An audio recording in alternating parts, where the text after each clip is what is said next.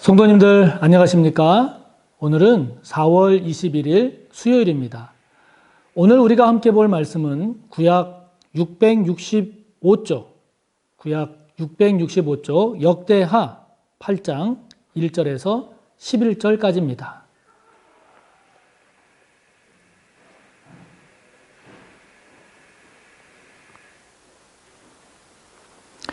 역대하 8장 1절에서 11절까지의 말씀 함께 봅니다.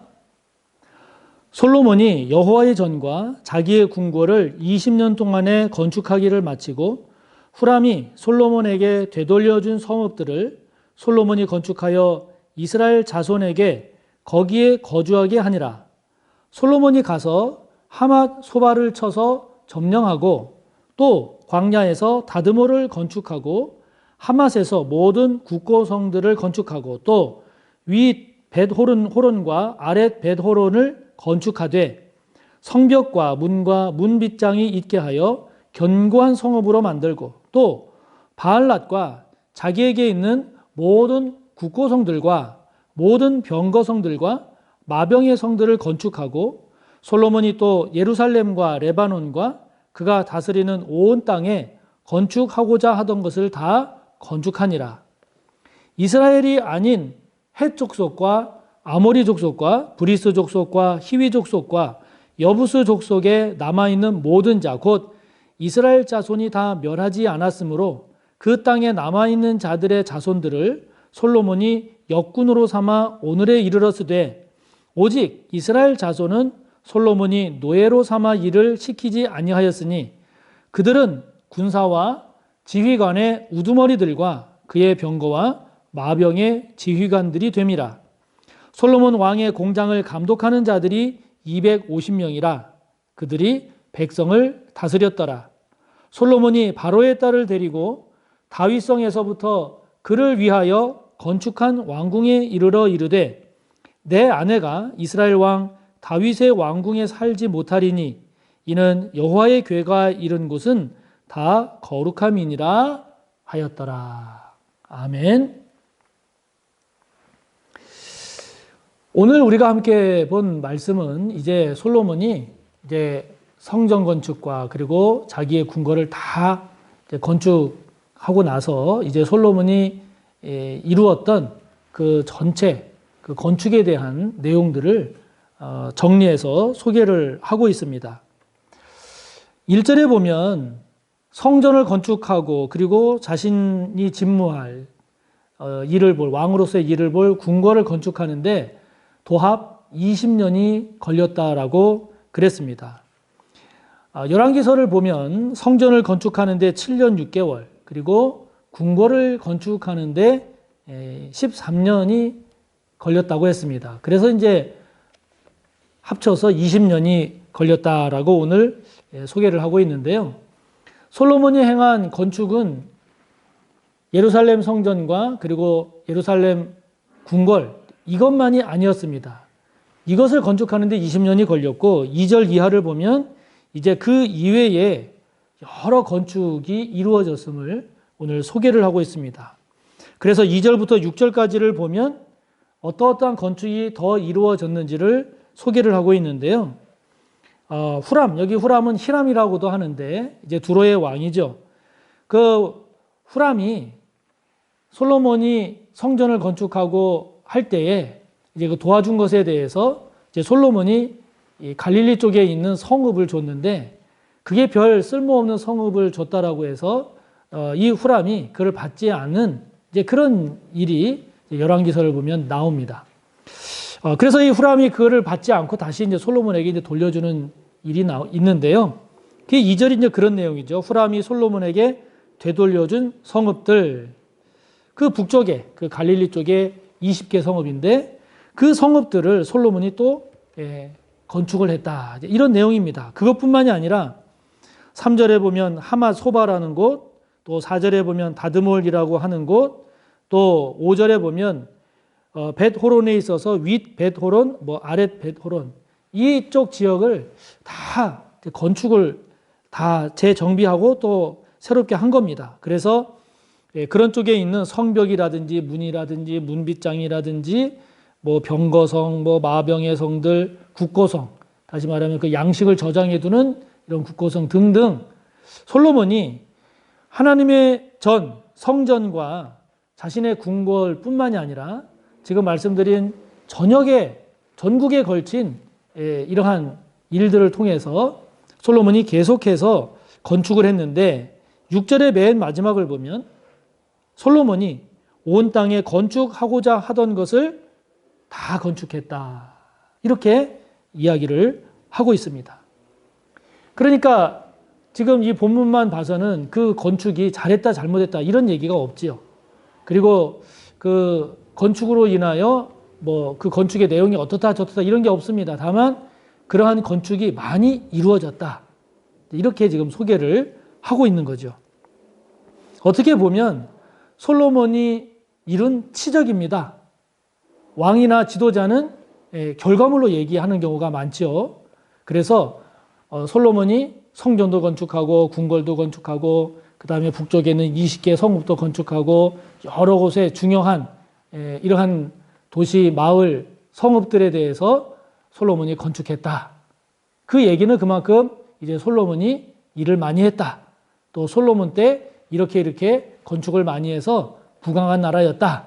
뭐 이런 것들을 이야기해 주는 거죠.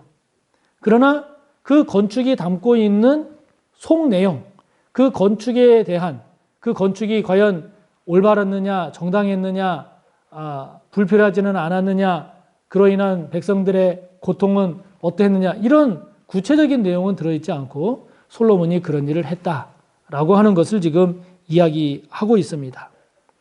여러분,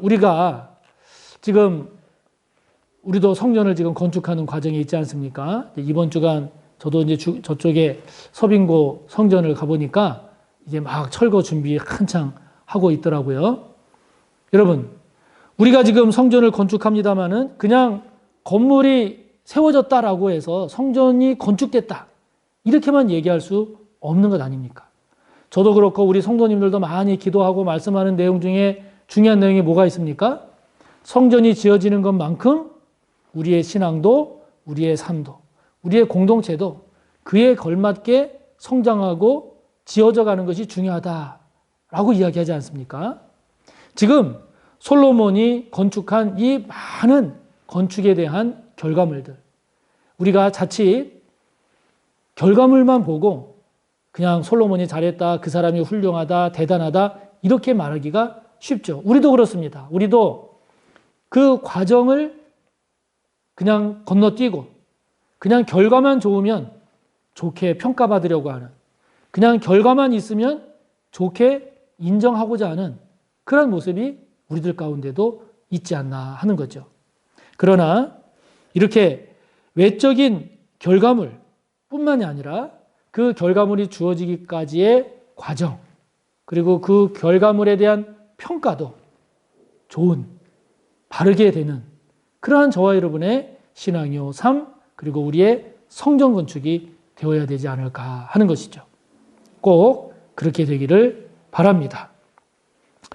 자, 7절부터 10절까지는 이제 솔로몬 때에 건축된 그런 그 건축의 과정에 투입된, 동원된 인력에 대한 내용들이 소개되고 있습니다. 그것이 7절부터 10절까지인데요.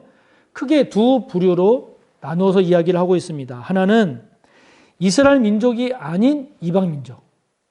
그러니까 헷 족속, 아모리 족속 등과 같은 그 가나안에 거주하면서 살고 있는 그 족속들, 즉 이스라엘 자손이 다 멸하지 못함으로 인해서 같이 살게 되었던 그 가나안 족속들을 솔로몬이 이제 역군으로 삼아서 뭐 나무를 나른다든지 돌을 나른다든지 이런 역군으로 삼아서 성전 건축에 참여하게 했고, 그리고 9절에 보면 이제 그 가나안 족속이 아닌 이스라엘 민족, 이스라엘 자손은 솔로몬이 노예로 삼지 않고 다른 지휘관적인 일이라든지 이런 일들을 시켰다라고 하는 내용이 나오고 있습니다. 여기 이스라엘 민족이 아닌 가나안 족속들을 역군으로 삼았다 그랬더니 막 노예로 애굽에서 이스라엘 백성들 막 그 노예 생활하듯이 그렇게 노예로 부렸다라는 그런 의미가 아닙니다. 그런 의미가 아니고 이스라엘에 살고 있는 사람들 중에 가나안 족속에 해당되는 사람들에게는 그 역군의 일을 맡기고 이스라엘 자손에게는 지금 10절에 9절 10절을 보면 군사라든지 또는 지휘관의 우두머리라든지 또는 왕의 공장을 감독하는 자들 이와 같은 일들을 하게 했다 하는 것이죠. 그래서 어떻게 보면 그 이스라엘에 살고 있는 사람들 모두가 이 건축의 그 역할과 기능에 맞게 모두가 다 참여했다라고 하는 것을 이야기하는 그런 측면이 더 강합니다. 자, 우리가 이걸 보면서 여러분 그런 얘기 많이 하죠. 인사가 만사다. 그런 얘기를 참 많이 합니다. 저도 이번에 서빙고 성전에서 이쪽 해방촌 성전으로 이전하는 모든 과정을 보면서 옮기는 짐도 무겁고 많아서 힘들었지만 그러나 일 자체가 힘든 것보다도 그 일을 함께 감당하는 성도님들이 계셨기 때문에 그리고 앞장서서 애쓰고 수고하는 그런 성도님들이 있었기 때문에 그런 우리 교회 식구들이 있었기 때문에 지금의 이 성전 이전이 은혜롭게 그래도 전체적으로 잘 이루어졌구나라고 하는 것을 고백하지 않을 수가 없습니다. 그래서 인사가 만사입니다. 우리가 앞으로 성전을 건축해가는 과정에 있어서도 마찬가지로 뭐 자재를 잘 쓰는 것도 중요하고 설계도대로 잘 건축이 되는 것도 중요하지만 더 중요한 것이 무엇인가 하니 사람의 문제가 없는 거죠. 그 건축을 직접 담당하는 일하시는 분들도 다치지 않고 그리고 어떤 문제나 사건 사고 없이 잘 하는 거고 저희들 또한 우리 서울교회 성도님들 또한 건축이 진행되어 가는 그 과정에서 우리가 성전 건축을 위해서 기도하고 또 성전 건축을 위해서 헌신하고 성전 건축을 위해서 더욱 하나 되는 이런 우리들의 모습이 더 중요하지 않느냐 하는 것이죠. 그러므로 저와 여러분에게 있어서도 일의 문제보다도 사람과의 문제가 없는지를 살피는 일은 그래서 매우 중요합니다. 일이 힘들어서 못하는 경우보다 사람과 맞지 않아서 못하는 경우가 훨씬 더 많지요. 저와 여러분 모두가 이제 성전 건축도 그렇고 우리 개인적인 삶도 그렇고 일의 문제보다도 사람의 문제에 있어서 문제가 없는 저와 여러분이 되기를 바랍니다. 그러면서 11절에 보면 이 솔로몬이 바로의 딸을 아내로 데리고 온 내용을 소개하고 있습니다. 그러면서 그 바로의 딸을 위해서 건축한 왕궁이 있었는데 그 왕궁을 다윗의 왕궁에 살지 못하게 했다라는 내용이 나옵니다. 그 이유가 뭐냐면 여호와의 궤, 하나님의 궤가 있는 곳에는 그 바로의 딸이 거하는 그 왕궁이 있는 것은 좋지 않다. 이렇게 했다는 거죠. 그래서 이거를 보면 이때까지만 해도 솔로몬은 그래도 신앙을 잘 지키려고 노력했던 것 같아요. 애굽의 공주와 결혼하는 것은 그 당시 여러 정황으로 보면 일종의 정략 결혼 성격이 강합니다. 열왕기상 9장 16절을 보면 더 그거를 느낄 수 있는데요. 정략 결혼적인 성격도 강하고 그리고 그 당시 구약 시대에서는 그러한 일들이 자주 일어나는 일이곤 했습니다. 그런데 중요한 것은 무엇입니까? 그러나 나중에 보면 결국 그것이 솔로몬이 우상을 섬기고 솔로몬의 신앙을 변질시키는 통로가 계기가 되고 말지요. 지금 당장은 솔로몬이 자기 신앙을 지키려고 했지만 그러나 바로의 딸을 자기 아내로 맞아들이는 그 일이 결국 자신의 신앙도 그리고 이스라엘 민족을 우상 숭배의 길로 이끄는 그러한 통로 역할을 하게 되고 말지요. 그러므로 여러분, 저와 여러분 또한 뭐 이런 상황에서는 어쩔 수 없었어. 그러면서 저와 여러분의 삶에 자리 잡게 하고 있는 바로의 딸은 없는지, 바로의 딸은 무엇인지를 잘 살펴야 합니다. 그래서 저와 여러분의 생각이나 저와 여러분의 삶에 죄악이 둥지를 틀지 못하도록, 죄가 자리 잡지 못하도록 그렇게 하는 것이 매우 중요하죠. 그러므로 오늘 이 코로나 시대를 살아가는 저와 여러분도 비대면 예배가 점점 많아지고 그리고 공동체가 점점 약해지면서 개별화된 신앙으로 가고 있는 지금의 시대 속에 저와 여러분의 신앙이 변질되지 않도록 저와 여러분의 신앙이 다른 것을 더 중요하게 여기는 그런 신앙으로 흘러가지 않도록 저와 여러분 안에 바로의 딸이 자리 잡지 않는 저와 여러분 모두가 되시기를 간절히 바랍니다. 오늘 함께 나눈 내용을 말씀과 함께 묵상하며 기도하시고 또 여러분의 기도를 이어가시기 바랍니다. 내일 뵙겠습니다. 감사합니다.